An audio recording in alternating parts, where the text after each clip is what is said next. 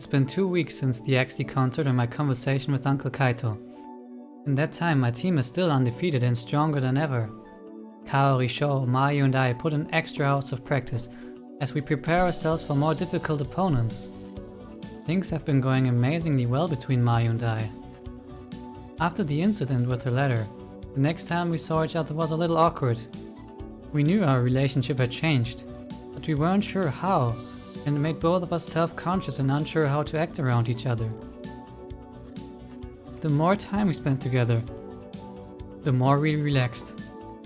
We realized our relationship is still the same, just better.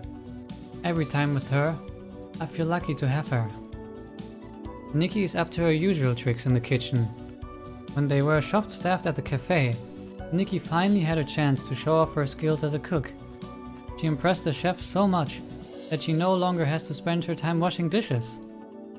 Of course, with greater responsibilities comes longer work hours at work. Uncle Kaito has been working harder than ever. This last week in particular, he's been leaving the house early in the morning and coming home way past midnight. Work must be treating him very well, because whenever I see him, he has a bright smile on his face. Tonight is one of those rare nights when both Nikki and Uncle Kaito are off work and I have no plans. After devouring the delicious meal that Nikki made, I'm happily nursing my food baby while Uncle Kaito clears the dishes. Nikki sighs heavily and slumps on the table.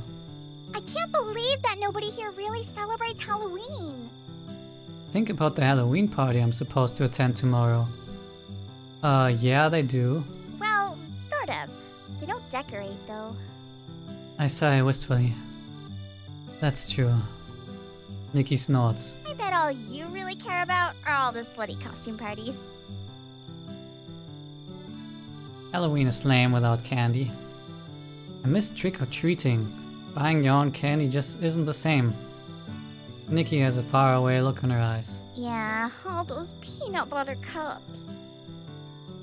Uncle Kaito sits down and looks intrigued, yet confused. Is that really a tradition? Yep, Interesting.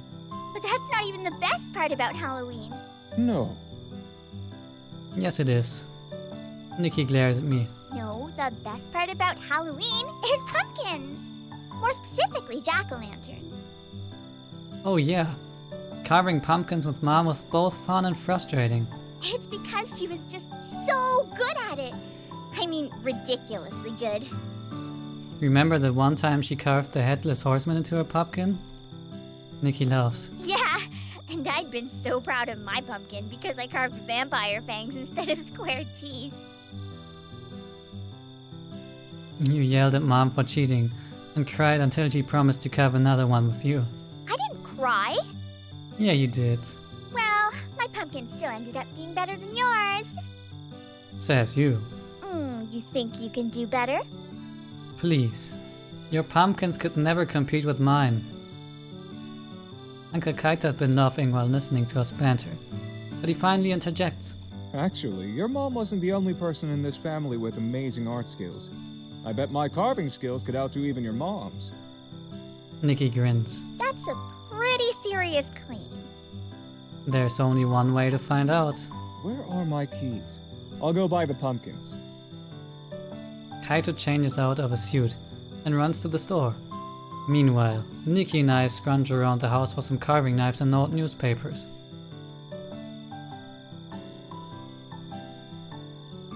Uncle Kaito returns with a triumphant smile and sets flat, green pumpkins on the table. Here, I bought 4 kabochas, Why 4? just in case someone messes up. Or we get hungry. Nikki seems thoughtful. They're a little small, but I guess these'll do.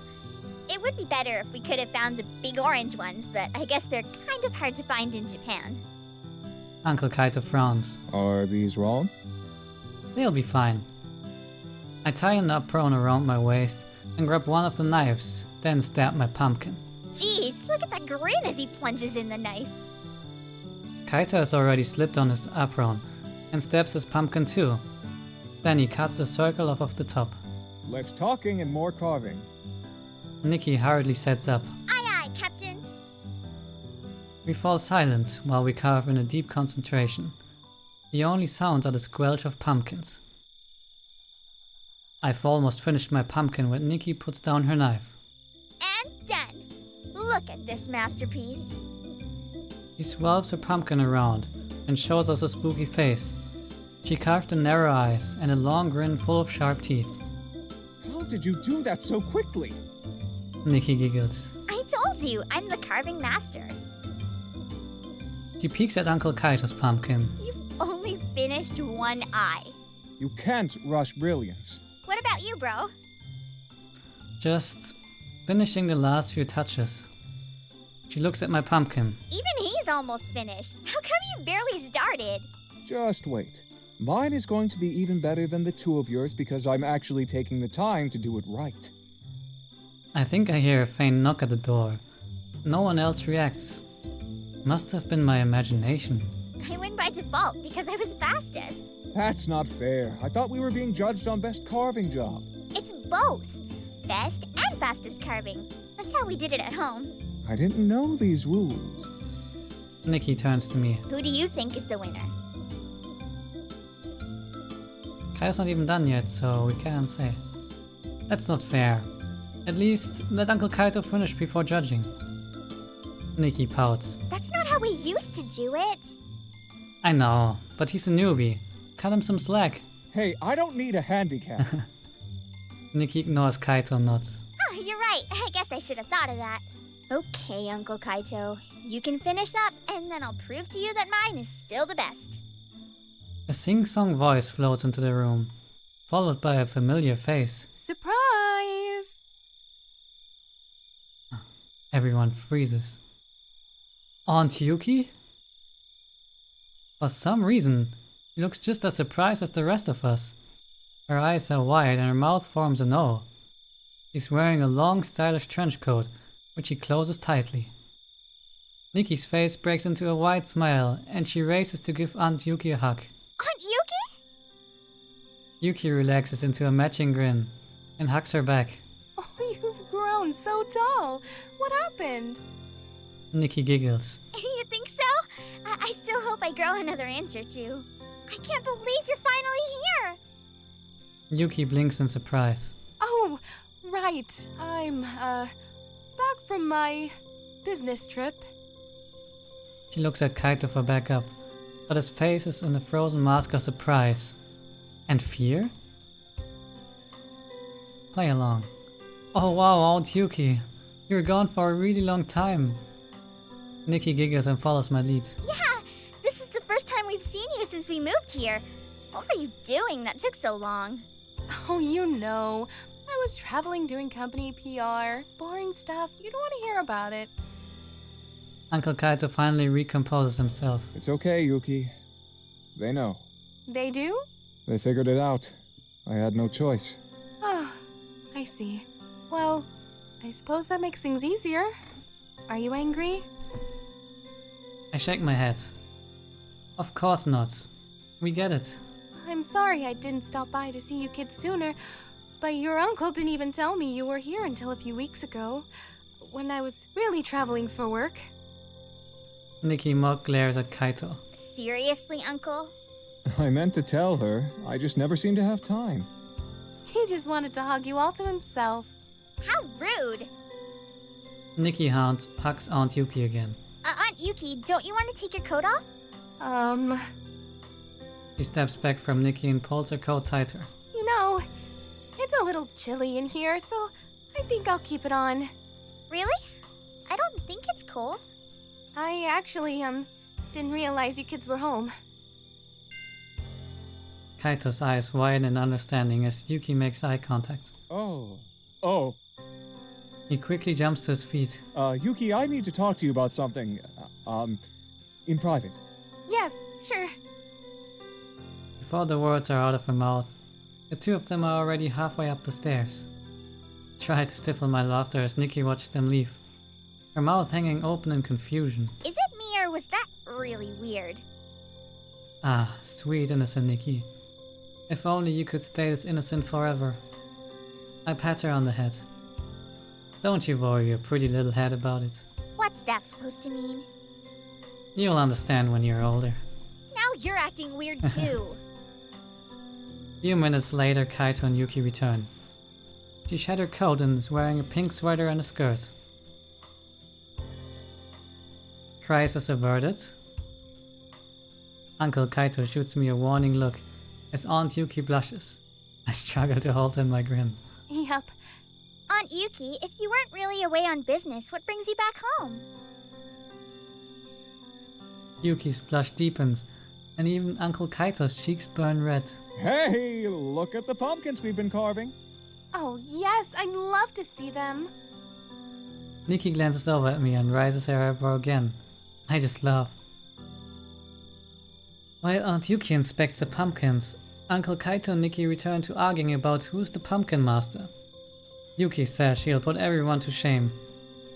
I can't help but smile as I see Uncle Kaito slip his arm around Aunt Yuki. Maybe things are looking up for them two of them. Before Nikki can challenge Aunt Yuki to a carving contest, I offer to take Nikki to the movies, so Kaito and Yuki can catch up. At first, Nikki protests, but she has no choice but to go with me when I drag her out of the house. By the time the movie ends, Aunt Yuki and Uncle Kaito are nowhere to be found.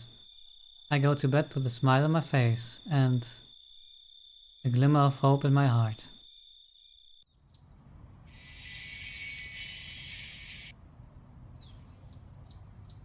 I blink bleary eyes as my alarm wakens me and quickly slap it off.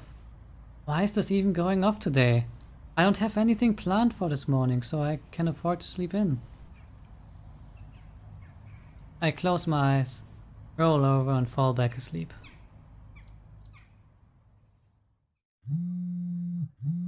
After what feels like mere minutes, my slumber is once again disturbed. This time it's from buzzing of my phone. My arm shoots out of beneath the blankets and grabs my phone. I squint from the blinding rays peeking through my curtains and retreat into the safety underneath my covers. The call is from Sho. Hello? Broseph, you ready or what? Huh? Were you sleeping? Dude, it's 5 p.m. What? I throw off my blanket and push back the curtains, letting in the blinding rays of dusk. Crap. How did I sleep the whole day away? I don't know, but the Halloween party is starting soon at the Pilot's Lounge. Do you have any idea what that means? Costumes. Yes? Of the sexy variety. You got that right. His excitement is infectious. Don't worry. I'll be on the campus soon enough. Good, I'll see you there. After hanging up, I throw my phone down on my bed and try to make myself look presentable. I still have my old costumes from my time back in CINY. Any of them would be doable this time around. What do I want to dress up as?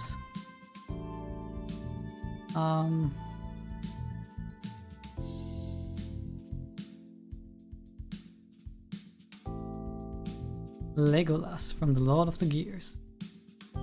One of my favorite fantasy characters, Legolas. There's never been an archer as badass as him.